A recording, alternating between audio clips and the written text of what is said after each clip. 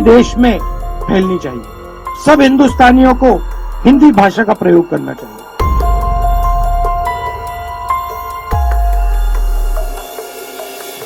नमस्कार, मैं हूं आपके साथ अभिषेक पुंडीर। राहुल गांधी, ये नाम सुनकर हर इंसान के दिमाग में अलग अलग छवि उभरती है। हालांकि मैं उस छवि पर नहीं जाऊंगा। मैं आज बात करूंगा राहुल गांधी के एक बयान की, जिसमें उनकी हिंदी से चिढ़ साफ झलकती है। क्योंकि ये चिढ़ नई नहीं है, नेहरू के वक्त से है। हिंदी और हिंदुस्तान को लेकर इस देश में बहुत बड़ा बवाल हो चुका है, कई जाने भी जा चुकी हैं। लेकिन राहुल गांधी उस विवाद को शायद फिर से भड़काना चाहते हैं। मैं आपको राहुल गांधी का एक वीडियो दिखाऊंगा, लेकिन उस वीडियो को देखने से पहले ये जान लीजिए कि हिंदी को लेकर दक्षिण भारत और पूर्वोत्तर के राज्यों में अक्सर विवाद देखा गया है। कई पार्टियां हिंदी को अपनी राजनीति के केंद्र में रखकर राज करती आई हैं और आज के वक्त में शायद राहुल गांधी भी इतिहास को दोहराना चाहते हैं, क्योंकि वो यात्रा कर चुके हैं और दूसरी यात्रा कर रहे हैं और उसका फल कोई बहुत ज्यादा नहीं मिल रहा। लेकिन राहुल शायद भूल रहे हैं कि हिंदी का वो इतिहास है जिसके पन्नों पर ढेर सारे लाल रंग के छींटे पड़े हैं और राहुल गांधी उन्हीं घावों को अब कुरेदना चाहते हैं। पहले आप ये वीडियो देखिए। कि हिंदुस्तान में बहुत सारे प्रदेश हैं, छोटे प्रदेश हैं, बड़े प्रदेश हैं, मगर मेरे लिए सारे के सारे प्रदेश एक जैसे हैं। जो आपकी भाषा है, बीजेपी की विचारधारा है कि हिंदुस्तान को दिल्ली से चलाया जाना चाहिए। हिंदी भाषा पूरी देश में फैलनी चाहिए। सब हिंदुस्तानियों को हिंदी भाषा का प्रयोग करना चाहिए। हमारी विचारधारा है कि हिंदी की जगह है, मगर आपकी भाषा की भी जगह है। हिंदुस्तान की हिस्ट्री की जगह है, मगर अरुणाचल के इतिहास की, हिस्ट्री की, कल्चर की भी जगह है। और आपको स्टेट, आपका जो स्टेट है, यहीं से चलना चाहिए, ना कि दिल्ली से।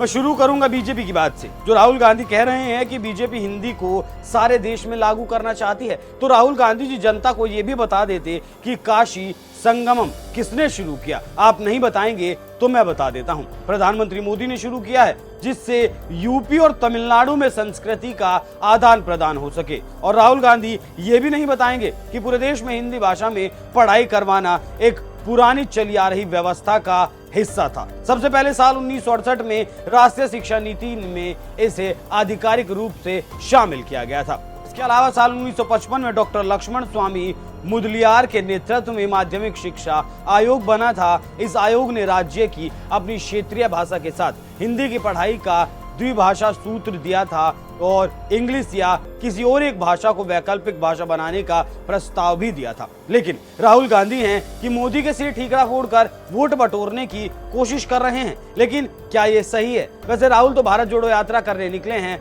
फिर भाषा के आधार पर राज्यों को बांटने का काम आखिर क्यों किया जा रहा है? अब इस वीडियो में आगे बढ़ते हैं। कि हिंदी की जगह है, मगर आपकी भाषा की भी जगह है।